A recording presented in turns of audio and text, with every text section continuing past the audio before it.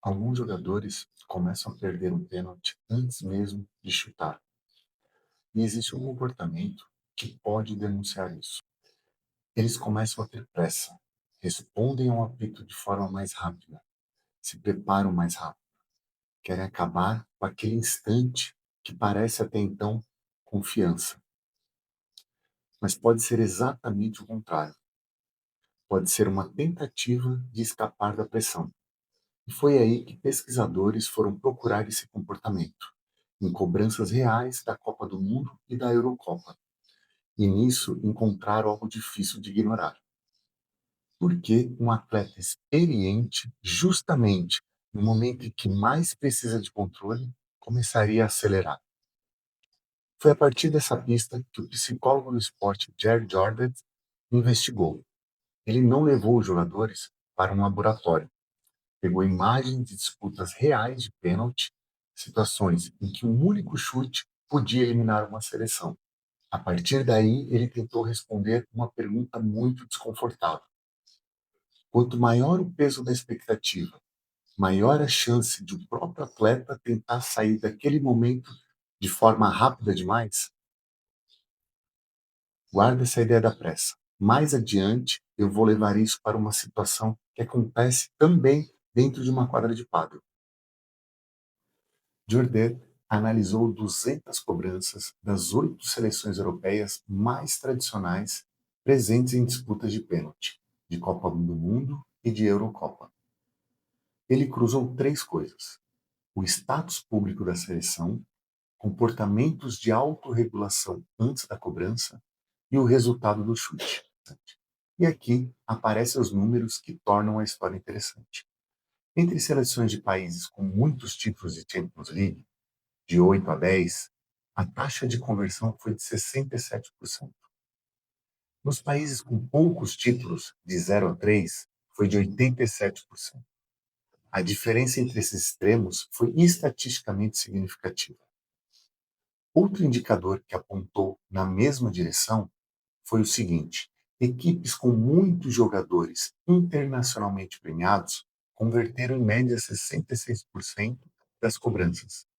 Contudo, equipes sem jogadores premiados, essa taxa subiu para 88%. Mas talvez o dado mais curioso não esteja nisso, e sim no relógio. Nos países com muitos títulos de Champions, o tempo médio entre o sinal do árbitro e o início da corrida foi de 0,43 segundos. Nos países com poucos títulos, 1,07 segundos. Atenção, isso não prova que correr para a bola causa o erro, mas é consistente com uma hipótese. Sob grande expectativa, alguns atletas podem usar uma estratégia de autorregulação de escape, terminar logo uma situação psicologicamente desconfortável. De todas essas seleções da amostra, a Inglaterra virou o caso mais chamativo. Os ingleses apresentaram o menor tempo mediano de resposta, 0,28 segundos. E 56% dos cobradores ingleses exibiram um comportamento que Jourdain chamou de avoidance looking, ao recuar para preparar a cobrança. Viravam e davam as costas para o goleiro. A Espanha apresentou o segundo menor tempo mediano, de 0,32 segundos. Mas calma lá, de novo, isso não permite olhar para um jogador específico e dizer que ele vai errar. O estudo mostra associações de grupo. Porém, o interessante é que a pressão parecia deixar rastros, observáveis claramente no comportamento dos jogadores.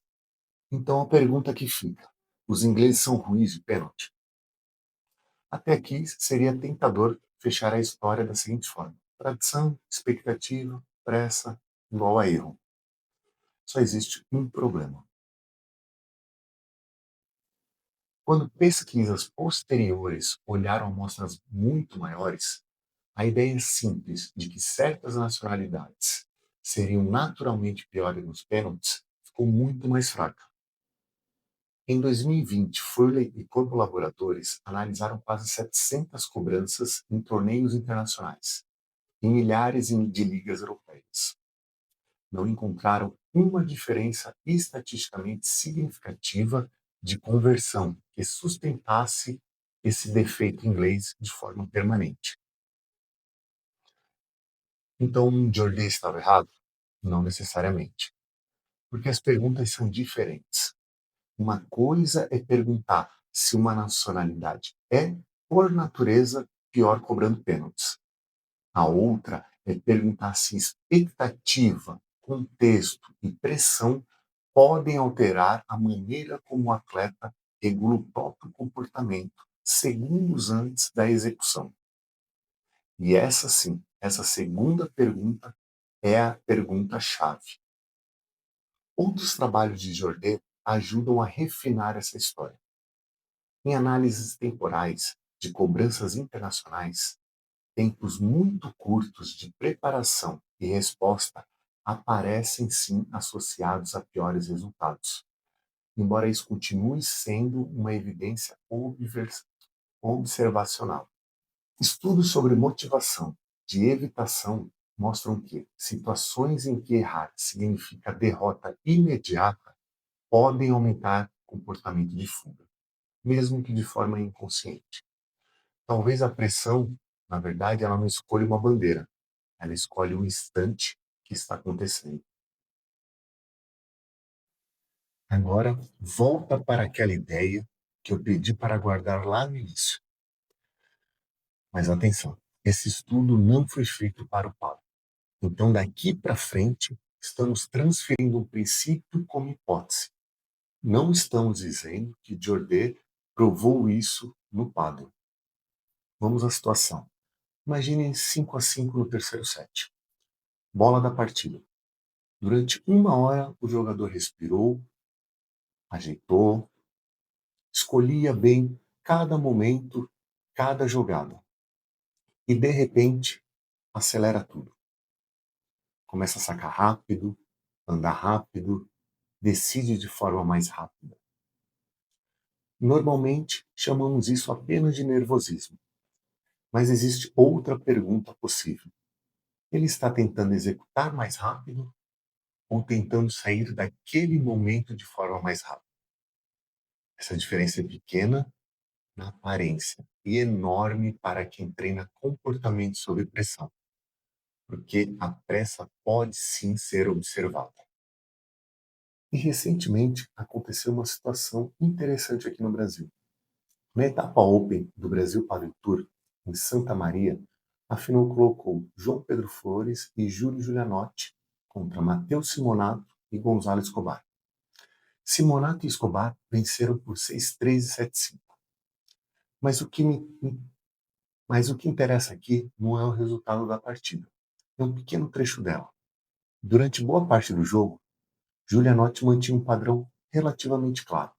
Trabalhava o ponto, esperava a bola e não parecia ter pressa nem necessidade de acelerar a jogada e, por fim, a definição do ponto. No segundo set, Flores e Giulianotti chegaram a abrir 5-2. O jogo foi se aproximando no momento decisivo até que chegou a 5-5. E aí aconteceu algo interessante.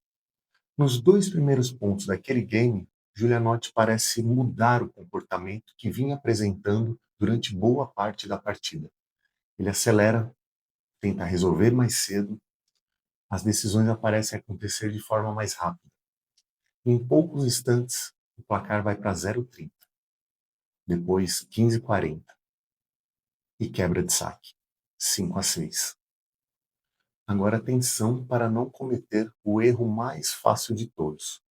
Isso não significa que Giulianotti perdeu o jogo porque sentiu pressão. Jamais. Muito menos que aqueles 2 pontos expliquem a derrota. Seria ainda mais irresponsável afirmar que ele estava conscientemente tentando fugir daquele momento. Nós não sabemos. Mas podemos fazer uma pergunta.